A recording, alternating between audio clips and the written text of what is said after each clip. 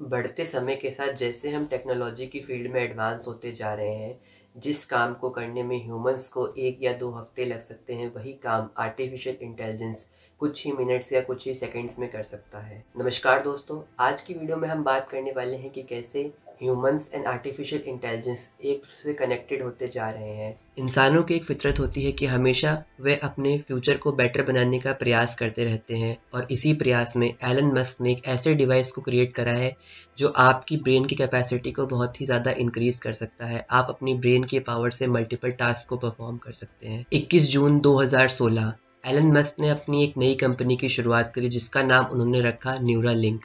अब इसके नाम की तरह ही ये कंपनी भी एक BCI मॉडल के ऊपर बेस्ड कंपनी थी। अब ये BCI मॉडल क्या होता है? BCI का सिंपल मीनिंग है ब्रेन कंप्यूटर इंटरफेस। इस मॉडल की मदद से आप अपने ब्रेन और कंप्यूटर के बीच में एक रियल टाइम कनेक्शन को स्टैब्लिश कर सकते हैं। इसी सिस्टम का इस्तेमाल होता है जो बहुत ही हाई एंड सर्जरीज होती हैं मेडिसिनल पर्पसेस के लिए।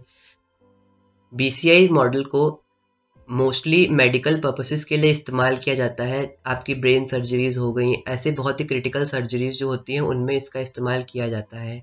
अगर हम बहुत ही सिंपल लैंग्वेज में बात करें तो न्यूरालिंक क्या है? न्यूरालिंक एक ऐसा डिवाइस है जो आपके ब्रेन के अंदर इंसर्ट होकर आपकी ब्रेन की कैपेसिटी को इंक्रीज कर देगा, और आप अपने ब्रेन की पावर से बहुत सारे टास्क को परफॉर्म कर सकते हैं। अब आपके ब्रेन में ये कैसे इम्प्लांट किया जाएगा और आपकी ब्रेन की पावर को ये कैसे इंक्रीज करेगा? तो आपके ब्रेन के 4 मेजर पार्ट होते हैं। पहला सेंट्रल कॉर्टेक्स, जिसकी मदद से आप सारी कैलकुलेशंस को परफॉर्म करते हैं। दूसरा फ्रंटल कॉर्टेक्स, जिसकी हेल्प से आप सारे क्रिएटिव थिंकिंग वाले काम करते हैं। तीसरा ऑसिपिटल, जिसकी हेल्प से आप सेंस कर पाते हैं और चीज़ों को देख पाते हैं। और चौथा मोटर कॉर्टेक्स। यही मोटर कॉर्टेक्स आपके सारे ब्रेन के इलेक्ट्रिकल सिग्नल्स को आपके फिजिकल सिग्नल्स के अंदर कन्वर्ट करता है, जैसे कि आपके हैंड्स का मूवमेंट, आपकी बॉडी का मूवमेंट। और इसी मोटर कॉर्टेक्स के अंदर आपका न्यूरालिंक डिवाइस को इंसर्ट किया जाएगा। अब ये न्यूरालिंक डिवाइस आपकी वॉच के फेस के साइज के बराबर है, और इसके अंदर 64 थ्रेड्स भी हैं जो आपके हेयर से भी थिन है। अब इस सर्जरी को परफॉर्म करने के लिए एक बहुत ही स्पेशलाइज्ड रोबोट का इस्तेमाल किया जाता है जिसका नाम है R1। रोबोट सबसे पहले आपके ब्रेन का एक कंप्लीट स्कैन करता है और ऐसे साइट्स को फाइंड करता है जहाँ पे ब्लड वेसल्स ना हो, ताकि वो न्यूरालिंक के 64 थ्रेड्स को उन जगहों पे प्लेस कर सके जहाँ पे ब्लड वेसल्स ना हो। ये रोबोट बहुत ही प्रिसीजन के साथ में एक सिलाई मशीन की तरह ही आपके ब्रेन के अंदर उन थ्रेड्स को इंसर्ट करता है, और न्यूरालिंक डिवाइस को आपके ब्रेन के अंदर इंसर्ट कर दिया जाता है। 30 जनवरी 2024 न्यूज़ आती है कि न्यूरालिंक डिवाइस को पहले इंसान के अंदर इम्प्लांट किया गया है, लेकिन बहुत दिन तक उसकी कोई और खबर नहीं आई।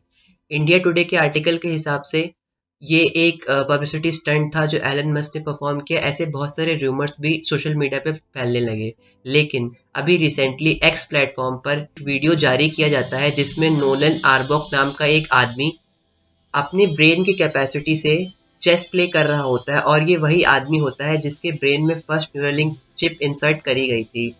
नोलन आर्बॉक का गर्दन के नीचे से पूरा शरीर पैरालाइज था क्योंकि उनका 5-6 साल पहले एक एक्सीडेंट हुआ था।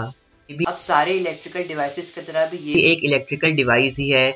जैसे कि हैकर्स आपके मोबाइल फ़ोन, आपके टीवी, आपके कंप्यूटर को हैक कर सकते हैं, कैमरास को हैक कर सकते हैं, वैसे ही इस न्यूरालिंक डिवाइस को भी हैक किया जा सकता है।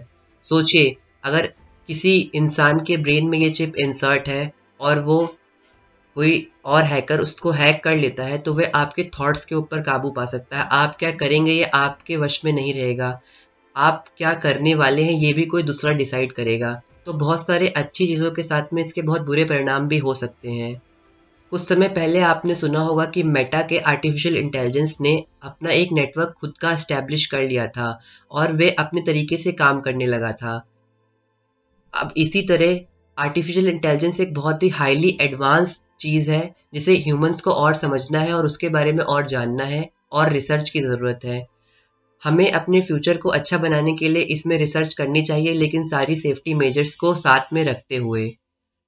अगर इनसे बहुत से लोगों की हेल्प भी हो सकती है, लेकिन बहुत बहुत विनाशकारी भी हमारे इंसानी सभ्यता के लिए साबित हो सकता है।